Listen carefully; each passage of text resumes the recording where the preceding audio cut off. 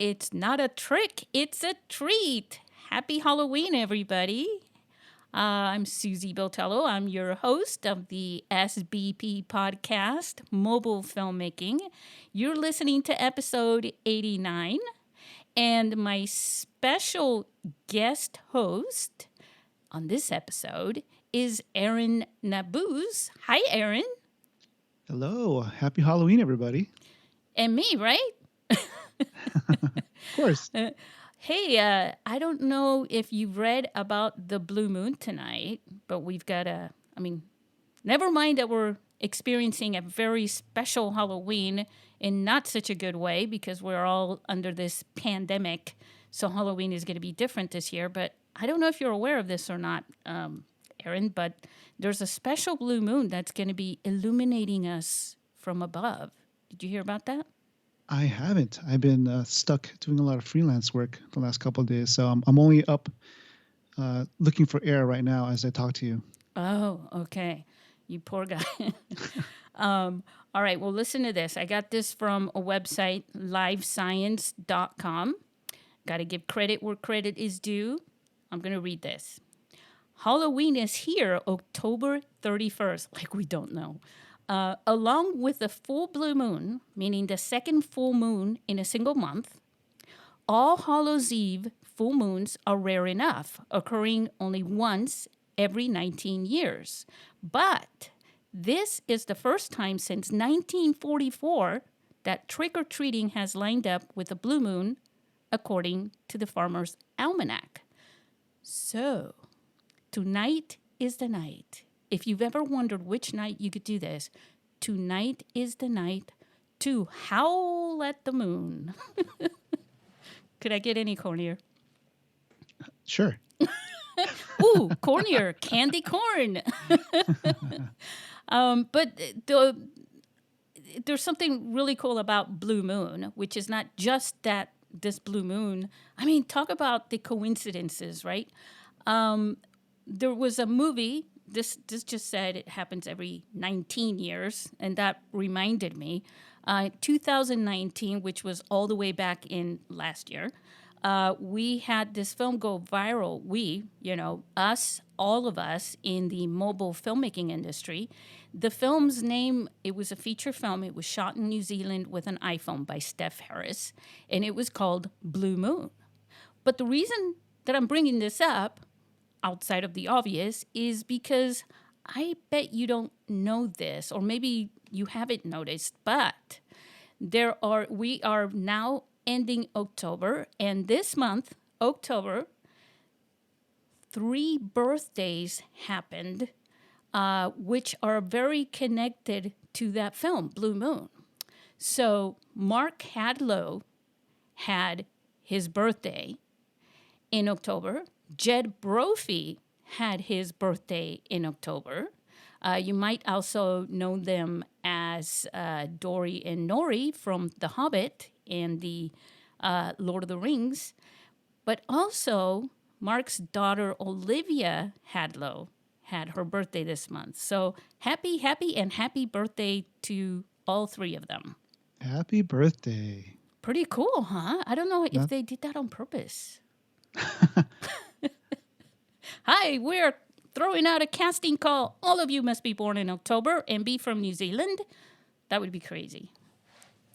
So, Aaron, what are your plans tonight for Halloween? Before we talk about what makes stories scary and how mobile phones can be used to make stories, films, even scarier. What are you doing tonight? Well, my night's going to be boring because, as I alluded to earlier, I'm sort of stuck doing a lot of freelance projects right now. You would have thought that being in the pandemic, things would like become more. I mean, times are crazy, but you think I would have more time on my hands, but um, a lot of projects have popped up, and times like these, you take what you can get. So I've been trying to work my ass off and complete those projects so I can hopefully have some fun. Hopefully soon. Yeah, for a lot of us, times have gotten easier. We've become busier behind the computer screens than we were before. And for myself, working in events, films, video production, and all that stuff, I like to get out and do things. It's one of my attractions to video production is the fact that you're not always sitting behind a computer. But here we are, right? It's the pandemic.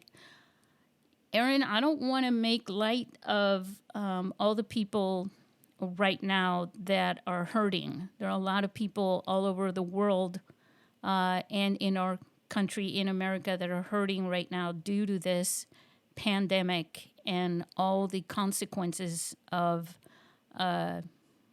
without getting too, detailed, all the consequences that have come out of it. And so I just want to say to people that our heart goes out to you from me. I'm sure from Aaron too. But just hang in there because just like full moons are coming out, the world is still turning. Things are still moving, hopefully forward. Even if it doesn't seem like it is, we really can't move backwards, literally. And so just hang in there, and I really hope that everything works out for everyone. And I'm just sorry for your loss, for all the things that people have lost this year as we're getting close to the end. Do you have a message for anyone, Aaron? Well, I do have a friend who's in Slovenia right now. She follows me. She's part of the Comic-Con Fit fam, and she's an avid listener of the Hall H Show podcast, which is my podcast. Her name is Zdenka, and I just want to say, I hope she's doing okay, and hope she takes care. She recently contracted COVID, so hopefully she has a smooth recovery. Wow, Zdenka, holy cow! I don't even know what to say about that other than I wish you the very, very best, and I hope that you'll be okay. You're also part of the mobile filmmaking community. You are very supportive of what we're doing here with our stories. You're also an awesome photographer. Yeah, her pictures are awesome. Yeah, I'm always stoked when I see her photos. I mean, they just look like they're very cinematic photographs, and makes me want to go to where she is. But her photos literally take you there. Mm-hmm. Yeah. Yeah, she does take pictures when she's on her walks or when she's riding her bike. So I'm glad that she's able to share those with us. Yes, and I hope all those Comic Fit, is that what it's called? Comic Fit? Comic-Con Fit. Comic-Con Fits, not fits. Sounds like she's having a fit. But I hope all that helps you on your recovery because I'm sure you're pretty healthy. So I'm really hoping the best for you. Okay. I'm feeling a little blue now, speaking of blue moon. But let's do a little something. Let's talk about mobile filmmaking, Aaron. When's your movie coming out? It's a very good idea.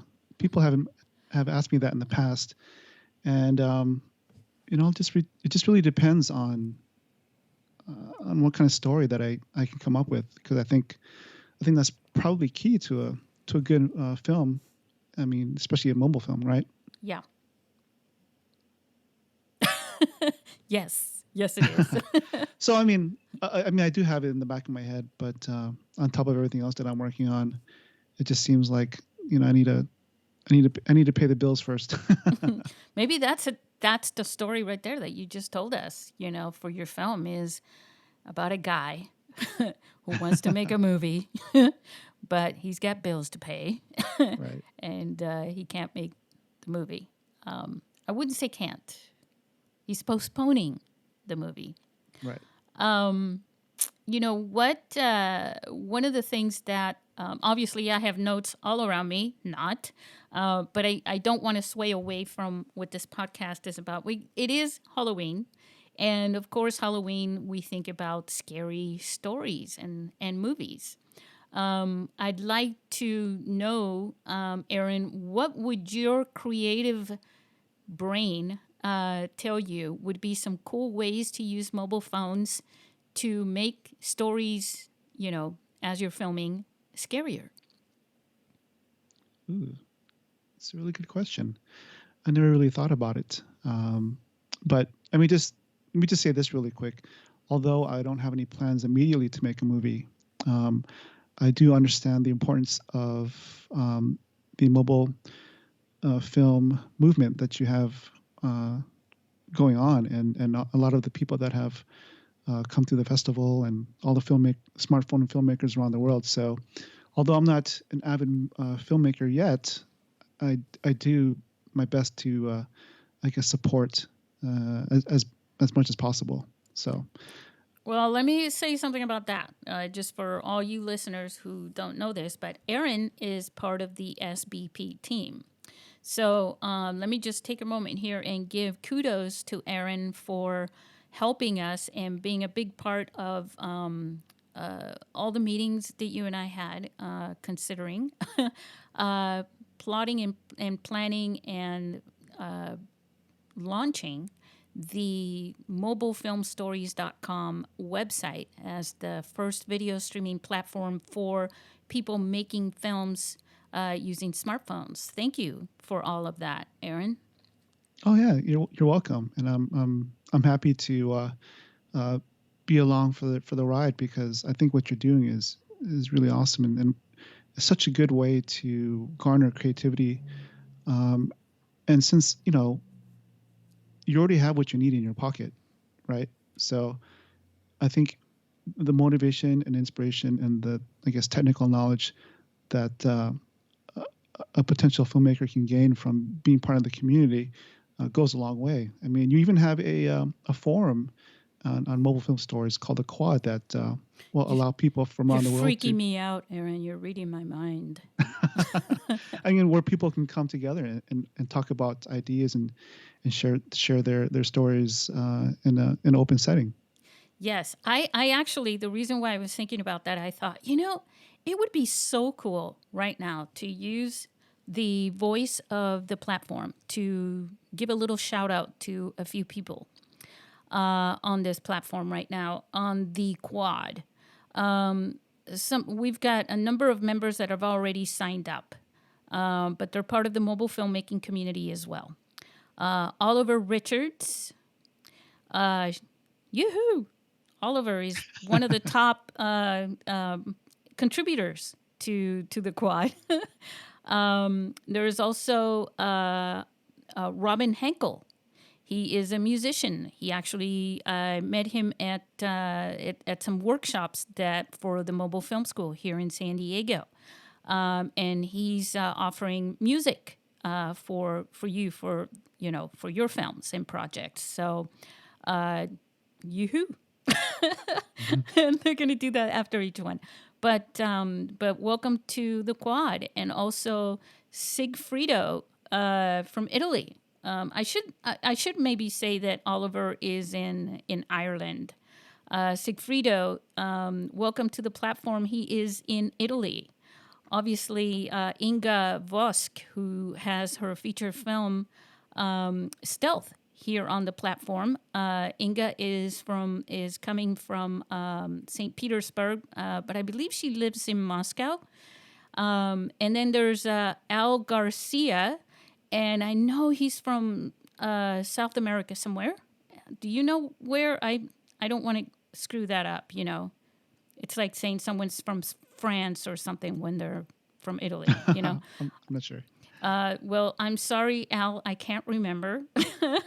But Al Garcia is also a big contributor. We also have Jennifer Saunders, who is representing People for People Productions. And we have a few more. We have, of course, Ryan Conrad Mess, who has his film. And by the way, Halloween is the night to go to Conrad Mess's page here on mobilefilmstories.com and watch his totally cool, freaky, scary zombie and other scary films. Yeah, he has some good ones. Yes, he does. And I quickly looked up Al Garcia, and he's from Cuba. Okay, see, I would have totally screwed that up. I would have said something like, I don't know, Brazil, Argentina, who knows, right? So welcome Al, welcome Conrad, and there's also Levi Austin Morris. You may remember him from our film festival this year. I almost said last year. He created that wonderful, hilarious film, The Tea. And also on this platform is Ryan McDonald. Ryan, Ryan, you know what I almost said, right, Aaron? But Ryan McDonald is a filmmaker. He's in Utah, and he submitted and created that wonderful film in our film festival this year. Also, it's a feature film called Married and Loving It.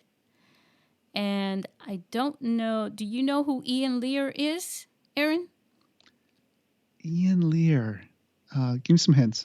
All right, so he is, I don't know, he's like a really good actor. He's a poet, a comedian, and I just found out he also raps. Oh, wow. I know, right? He is, I'm not sure exactly where he's from, but I know he went from LA, and I believe he's either in Ireland or the UK right now. But he's also on the platform. Anyways, I don't want to read every single person because I know it's not like, when podcasters do a readout of their Patreon patrons or something like that. But these are people, we want to welcome them to the quad. And finish up your profiles, you guys, and join in. Some of these are gray heads; they're like the aliens. But it's truly a global community, and I think that's an awesome appeal to becoming part of the quad, because you get these unique perspectives from around the world. Yeah, and people are actually just a few right now, but we've got some topics up and some conversations that have already started. So, get back on there. And this is free, by the way, for anyone who's listening. Anyone who's got a phone, well, that pretty much rules out no one. But if you have a phone and you've got a story, again, that rules out no one. But if you're even thinking or considering about making a movie with your phone, then this is the place to go. And if you're a fan of any of these filmmakers, join up and join in, because that way you can have conversations with everyone there. My main goal with almost everything that I do, though, Aaron, and you know this, is to inspire people, inspire more people to share their stories. I really believe that sharing our stories is important, especially when we can freak each other out with some scary movies. So I asked you that question, and you pretty much sidestepped it into something else. But let me ask you, which is what I you do best, right? Let me give you an idea for listeners. Well, I mean, I was sort of thinking about it, and okay, good. I think with a smartphone, I mean, one thing that I'm guessing it's an advantage over like large, industry standard cameras, is the ability to just try out new ideas on a whim. Even like with different angles, I'm sure there's angles that you can get with a smartphone that you can't get usually with bigger rigs. But I think a lot of like selfie type first person perspective type of movies might be a good thing you can do with a smartphone. I mean, I'm kind of thinking off the top of my head, like you can just you can film everything yourself, really. You don't need anybody else unless you want to have more actors on set. Um, so I'm already thinking about what kind of movie I might do. So Yeah. Now, are you thinking about making a scary movie? Here's what I was thinking about. So in mobile phones, right? Because they are small in nature, and you can literally hit record and then do whatever you want with them. Like you don't have Mhm. to have them in your hand. So I was thinking some cool ways of using the mobile phone cameras is to make something creepier is to actually let's say now guys, I'm talking about movies. Don't want anyone calling the cops on me. When you're dragging a body across the living room floor out to the garage to put them in the trunk of your car to drive them up somewhere and dig them up and bury them, um, it happens to you all the time, Aaron. Don't lie. I have a big enough trunk for that. Oh, you do. Um, so when you're doing that, let's just say that you can literally, and most of the time, you're not really dragging a real live person, especially if you're going downstairs. I mean, for God's sake, please don't use real people to drag them down the stairs, bopping their head on each and every step. But if you wanted to attach a phone to your fake body or, whatever you happen to be dragging, you can literally attach the phone to that, given the perspective of the actor that's dragging the body, if that happens to be you, and make that really creepier from that perspective.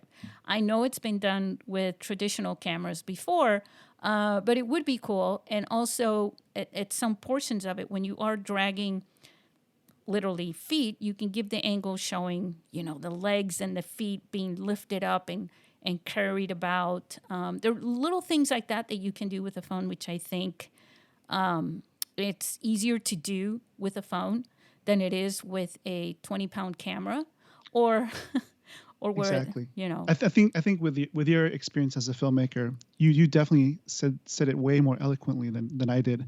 I mean, I was definitely going for something like that about how the smartphone camera you can use it to get shots that you can't get usually, with different angles that you can't Yeah. do with larger cameras. Like you said, attaching the phone to a body to get that perspective. I think that's pretty cool. Yeah. Another thing you could do is literally, you could put it in a drawer, right? And then open the drawer and give the perspective from inside something. You Oh, can, it's like when people do yeah, refrigerator shots, right? Yeah. yeah. There's so many different types of things you can do to it. But I think one of the cool things about movement, right? Like, for example, GoPros, right, usually have a different kind of a look, like when people put them on their helmets, right? Hmm. And they're walking around and showing their face and stuff. It has this weird warped type of an effect to it. Hmm. If you know what I'm talking about. Yeah, I think so. I think Radiohead used that technique in one of their videos. Yes, yes. But if you are using your phone to do something like that, it doesn't necessarily do that. So it becomes more of a realistic perspective than using a GoPro. And nothing Sort against of, GoPros, but yeah. Sort of like the screen dancing movie, right? yeah, yeah. And also, let's say you're a zombie, and you want to give the perspective of the zombies. You can show the arms, sort of reaching out to eat brains from the zombies' perspective. There's so many cool things like that, and I'm thinking that by now I'm stirring up some creativity cells in some of our listeners, and you I can think think so. some cool ways. Imagine hanging somebody from a rope, and having that swinging motion, and the camera looking up, swinging back and forth as the perspective of the body or something like that, looking at the ceiling and the rope. Like in the Halloween movies, like when he's hanging from the barn, up on top. Was that Halloween? I I'm not sure. I think it was. I could be wrong, or one of those movies. What are some ways that you think, outside of using the mobile phone, though, that make stories scary? I think it's I think a lot of times it's not really the like the visual aspect of like the monster. I think it's the anticipation of something that's about to happen, you know? And I think it's almost the opposite of that too.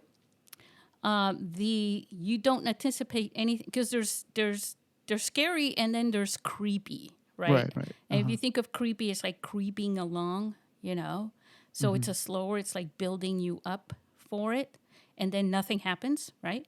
Mm-hmm. Or the opposite, and then it happens. But I think to what you just said, it's a very, very fast, instant, scared you but didn't type of a thing. You see this; it's very common in scary movies, and that is when just you're not expecting that, and then all of a sudden something happens that was completely unexpected, like Susie screaming into the microphone. I hope I didn't scare anybody. Right. I mean, that's like the black cat moment. That's like, Yeah. sort of a token element of a lot of movies. And usually audio plays a big part of that. I mean, you could literally just have an orange fall on the floor, but if you have the right kind of sound effect for that and the suddenness of it, it can really kind of freak people out, especially if people know it's a scary movie, right? And they're Mm-hmm. just Yeah. expecting, the creeper with the knife, behind you or something like that. And it's like, oh God, that's actually the entertaining kind of fun. Usually most of the scary movies, the most well marketed scary movies, like Scary Movie, do that throughout the beginning of the film, where everybody's just expecting one thing on top of another, and they're giving you a series of those. Kind of reminds me of the roller coaster, Mm-hmm. when they're bringing you up the thing and you've got the clicks, you're going up and up and up, and then you're thinking, oh my God, oh my God, oh my God. And then you go down and you expect it to be very steep, and it's like, oh, that one's nothing. And just wait for the next one. Oh, no, that's nothing. And then boom, you go down, you know? Mm-hmm. So it's that's one of the things. But I really would say that audio plays a lot more into what makes movies scary than anything else. And by audio, I don't just mean sound effects and Foley and things like that, but I also even mean, the music. Right. Anything to add to that? No, I mean, I totally agree. I mean, I can understand it any better. It's just like anything else in a movie, whether it denotes a time in the movie where, it's about, a happy moment, or, they're, they're, or if it's a moment where it's about, love, or a fight's about to happen, or anything. I mean, when it comes to horror, obviously music, plays a big deal in that, and to sort of accentuate that moment of suspense. Most definitely. You remember, so for listeners who may not know this, but last year we recorded a Halloween episode as well. You remember that? Or was that too long ago, Aaron? Was it last year or the year before? It was 2019. It was last year. Was it? Yeah. Time just flies. It does, like a bat out of hell. Well, the reason why I said that is because I shared a little bit of a ghost story in that podcast, in case you wanted to go back there and listen to it. But Aaron didn't share much of any real ghost stories, and I'm wondering if you've heard of any real ghost stories since then. I mean, I know you experienced the one that Alex shared with you, but do you have any ghost stories that are more real than that you remember? No, I mean, I don't really actively look for ghost stories, so I'm not really. I don't know. It's not really in my wheelhouse to to look for those type of stories. But I mean, I did read a lot when I was younger, and I do remember the story of. Have you ever read The Monkey's Paw? No. Yeah, this is a pretty cool story. It's a short story. It was written by somebody named W. Jacobs, and The Monkey's Paw is basically about an old monkey's paw that has a sort of curse attached to it. It sort of grants you three wishes, but these wishes are like really effed up and they have hellish consequences. So, in the story, the first part of the story, this one guy is trying to get rid of it, and his friend is with him. Like I think he tries to burn it or something like that in the fireplace, and his friend says, he's like, "What is that?" So he grabs it, but he doesn't believe what his friend is saying, that it's a cursed object. So he just nonchalantly says, "Hey," he wishes for like a certain amount of money to see if it'll come true. So I think he wishes for, I think it was like 200 pounds at the time. It takes place it was written by a guy from England, so it's pounds. I think in today's money, I think it would probably be, let's just say $30,000 US. And so he wishes for this money to pay off the final mortgage of his house. And so what happens to this guy the next day? The friend that owned the monkey's paw previously, and then the new guy ends up dying, and so he finds out that the company that he worked for has decided to pay the family the exact amount that he wished for. Whoa.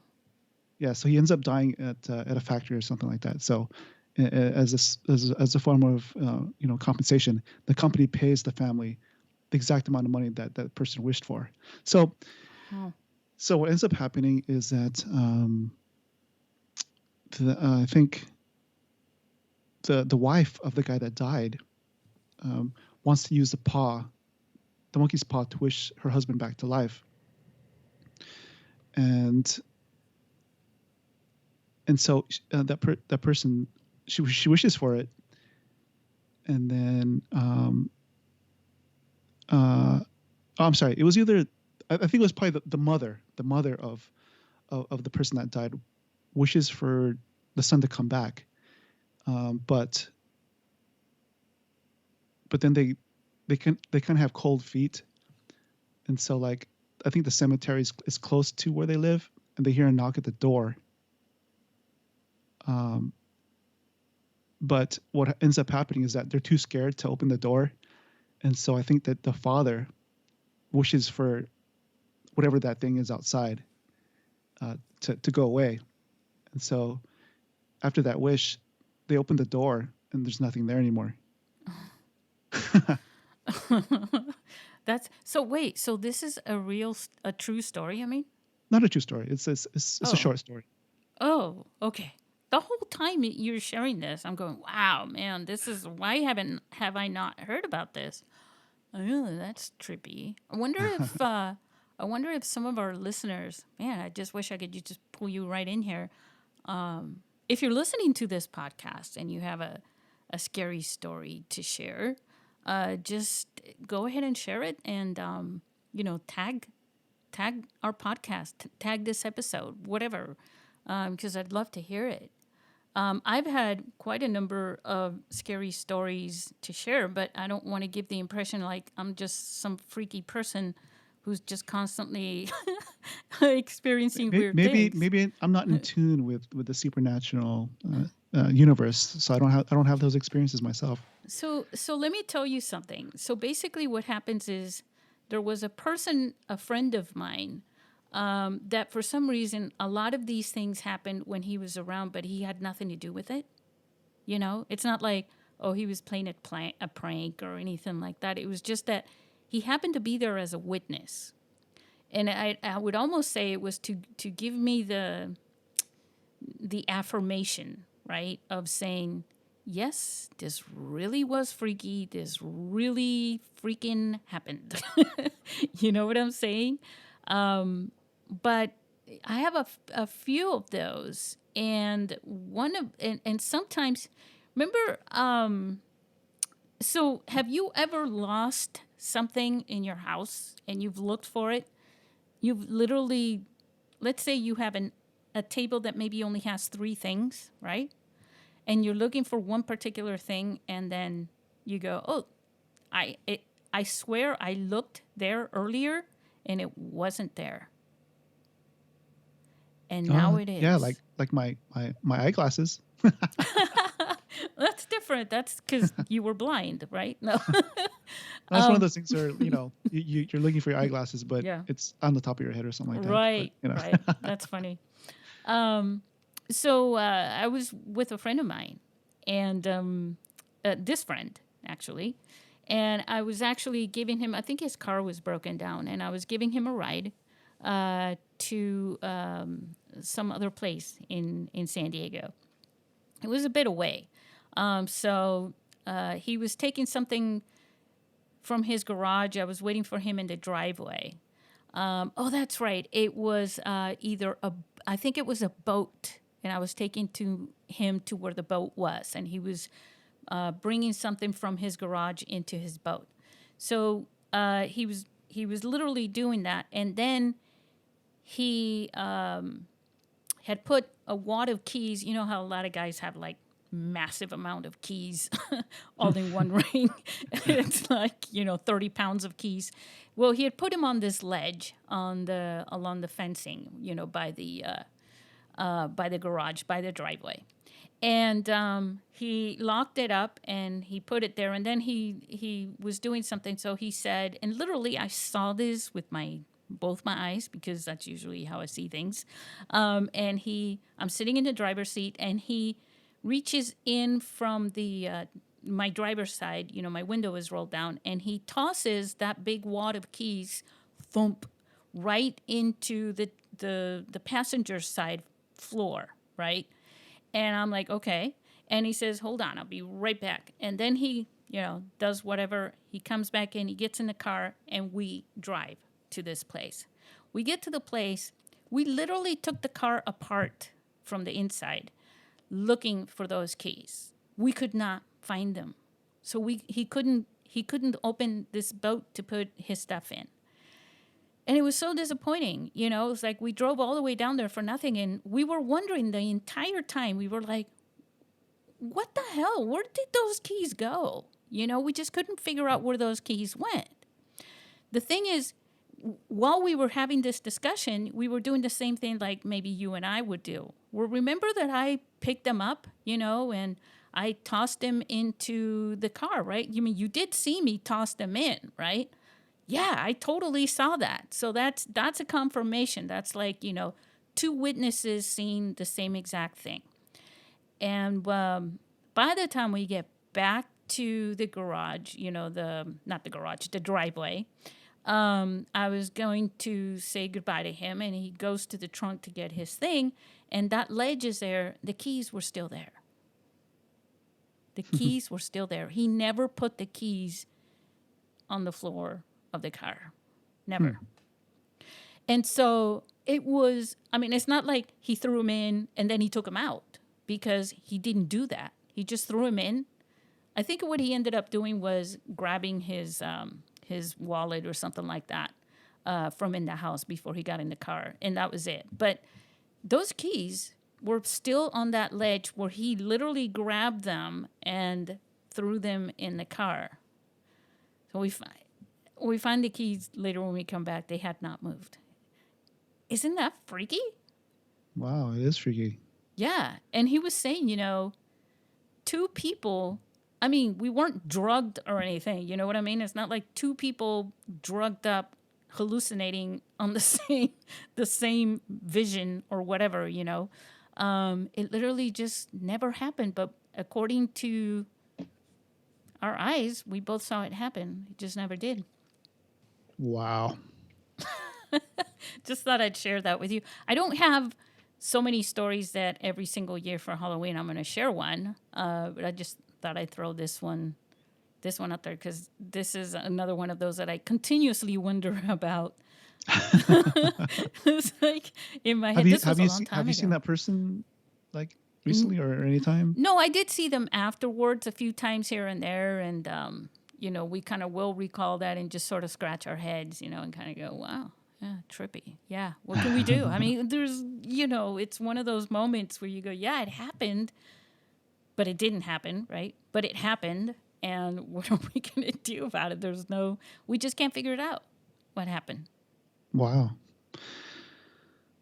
Yeah, and we planned. So right now it's Halloween. It's October 31st. It's been really, really quiet around my house. Usually there are guys with power tools outside building things, especially during this pandemic. I guess we don't have a lot of gamers around where I live. They're just out there building things, restoring their homes and things like that. But it's been really quiet today. Has it been really quiet where you are? It has been. Usually there's our neighbors are having like parties, so you could probably hear the music if they were having a party. Right. Yeah, no, it's been really, really quiet. Maybe everyone is out voting today. Well, I guess hopefully they're voting for somebody, Yeah, but not that person. right. Not that one, but the other. Right. Yeah. So yeah, that's the other thing. I guess while we wrap up our Halloween episode on that freaky note, we should mention we may as well use this platform to send out the message that you should. There's two reasons why voice and vote start with a V, right? And I don't know if you've noticed this or not, but the reason why they do is, you notice whenever I take pictures, I give the peace sign with the two fingers. Mm-hmm. It's because this is so corny. That is the symbol for the V. So if you want peace in the world, you got to voice your vote. It's all about the V.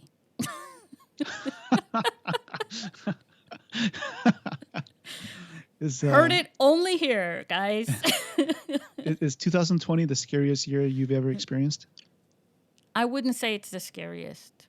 I would definitely say, I mean, in my world, it's always different, and I actually enjoy change. But I would say that it has been the scariest year that almost every single person that I know has experienced and voiced. How about you? I think a lot of it has to do with uncertainty and paranoia. But personally, I've had a scarier year. I mean, I don't think we talked about it as of late, but this October is my 10-year anniversary of being thyroid cancer free. So back in 2010, that was probably my scariest year because, I mean, you're talking about your own mortality. So Yeah. that was probably the scariest experience that I've had in my life. Just going through that process of diagnosis and then surgery and then treatment. So, but luckily, I'm still here. I hope so. Or this really is one of my freaky stories where everybody's going, Susie, who were you talking to? Because we didn't hear them. Yeah, hopefully if I do come back as a ghost, I don't haunt you too much. You definitely come around and mess with me, right? Well, I'd steal your fish tacos. no, see, now that would make me that would freak me out. For anyone who doesn't know, I am the ambassador of San Diego's tacos culture.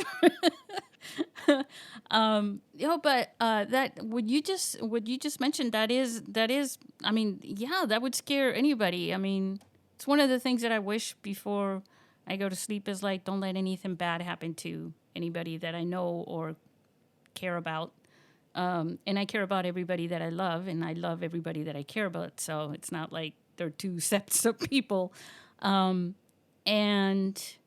it's one of those things. It's like every once in a while you're like, don't let anything bad. And one of the thoughts that comes up is don't let someone get cancer or something like that. You know what I mean?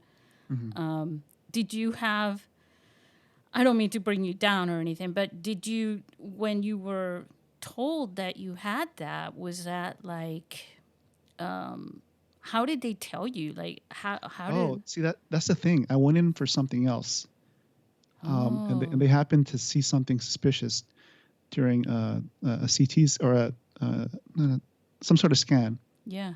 um, and so that something suspicious showed up, and they kind of recommended that I get my thyroid biopsied, which I Oof. did, and they found cancer cells that were malignant. Um, but luckily, from what they tell me, thyroid cancer, if you are going to get a certain type of cancer, thyroid cancer is one of the ones that you would probably want to get because the prognosis of it is it's positive. You have a really good chance of survival, Mm. and in terms of you know going forward, there's a good chance through constant monitoring and medication and that you'll be able to live a long life, and there won't be an reoccurrence of it coming back if you're vigilant. So that's a good thing.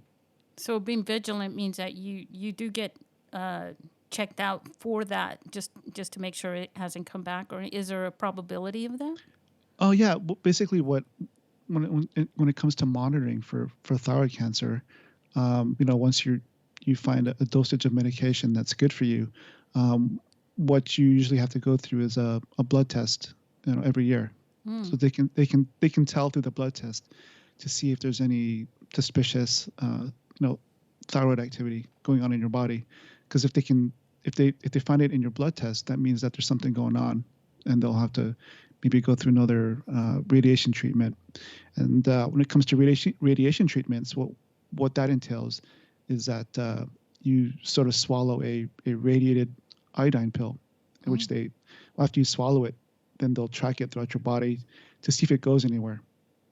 Oh, I see. That's pretty kind of high tech. Yeah. Can't you just swallow a phone and turn the camera on and no, I don't mean to make light of that. There's probably people going, "Gee, Susie." No, no, but I it's a constant reminder of how fleeting life can be. But Yep. I remember feeling, of course I was down and depressed, but after going to the hospital and then just reading more about it, and then you sort of read about other cancers out there. I remember I was in the hospital and there was a kid who was in way more dire straits than I was, and I kind of said to myself, who am I to feel sorry about myself when this kid is going through so much more, you You know know? what? I have to say something about that because it happens a lot where either you do it to yourself or somebody else will tell you. When you're going through something and you're feeling pretty bad, and someone, and it's usually yourself, to do exactly what you just did. Well, and you compare your pain and what's happening to you to something else, and it's kind of you do it for a reason so you can feel better because it could be worse, but you shouldn't deny yourself the I mean, you should um, I don't know how to explain this, but you shouldn't deny your what you're going through just by thinking it could be worse. My mom sometimes tended to do that, to say, when I was little, oh, I hurt my knee, or I didn't get such and such, or I had a bad day to go. Well, that's nothing. It could have been this, or it could have been that. And it's like, hey, man, I'm still hurting. You know what I'm saying? So I hear what you're saying. I just want people to know it's okay to hurt, and it's okay to experience that, because if you're hurting, go ahead and cry and feel bad about it and feel sorry for yourself, because you know what? it's okay to do that, you know. And I'm not saying that in a negative way, but it also helps you to be. I believe I've been through some things myself, and I've felt pretty sorry for myself, and I haven't embraced it, but I've suffered through it, and I think it's helped me become a little more. I'd like to think that I'm more empathetic because I've suffered through things, and I'm sure you've still gone through a lot of that with what you went through, though. Of course, but it's like you said, the empathy part. I think that's what it was more of. Not just really transferring that, hey, it could have been worse. Not that type of thinking. It was just Yeah, me being more empathetic towards someone else's plight. yeah. Well, I just kind of went into that because I hear it a lot. Right. you I mean, know? yeah. I mean, everybody deals with their own situation in their own unique way, and they shouldn't be denied, how they want to react to something. Yeah, I like how you put that because that's basically what it is. It's denying themselves and not that it's a good experience that you want to have, but things happen. Man, I'm really sorry to hear that, and at the same time, I'm really glad that you're okay, that you survived, and you're here. Yeah. So I did have a recent blood test, and everything looks good. So Good. I'm okay for now. So, so you also voted. Did you vote and get your blood test on the same day, or how did? No, my blood test was a few weeks ago. Oh, So okay. Yeah, I remember you tweeting something about that. And, for our listeners, Aaron is a very positive person. And it's one of the reasons why he's on our team, and he contributes, what he can to all our projects and programs. And so it's always, just shocking to know what he went through. And one day we'll have to talk about some of the other things that I know about you, some of the other stories that you can share with our listeners. yeah, sure, Yeah. definitely. Hey, we are reaching an hour, and it's Has it been an unbelievable. hour already? We're getting there. We're getting there. Wow. But happy Halloween to everybody. I hope you will watch movies. Go to mobilefilmstories.com and watch movies. And also, we are still open to receiving films at the International Mobile Film Festival. We just actually, our late deadline is in effect for feature films, and our regular deadline for short films is November 19th, which is like coming up in just about 19 days from the time you hear this. So Nice. Can't wait to see them. I have to tell you that it's very hard for me not to want to share them all because we're going to have our hands full trying to figure out which films to select. They're all really good. Every year they're better, but every year they're so much better. It's really cool. And thank you for all of you who've already submitted films. I've already been in touch with everybody. So if you haven't heard from me, you will hear from me this coming week. Thank you all for listening to the Halloween special edition of the SBP podcast. Go to our podcast website and you can listen to our podcast there, or you can go just anywhere. Aaron's podcast is hall-h.com, right? Yep. Hollish.com, and it's the Hall H Show. Yes, and tell them just really briefly what your podcast is about. Sure. For those of you who are familiar with San Diego Comic-Con and comic conventions around the world, what our podcast specializes in is sort of putting the spotlight on a lot of the independent comic book and pop culture creators that we feel deserves more attention. So that's basically what we do. Aaron is also on the quad. We didn't give him a shout out earlier because he's right here, right? But Aaron is on the quad, and go there and register. Like I said, it's for free. And be a part of the discussion, and be inspired, everybody. And hopefully I have an experience with a ghost before next Halloween, so I can share that story with you. Watch it happen tonight, just because.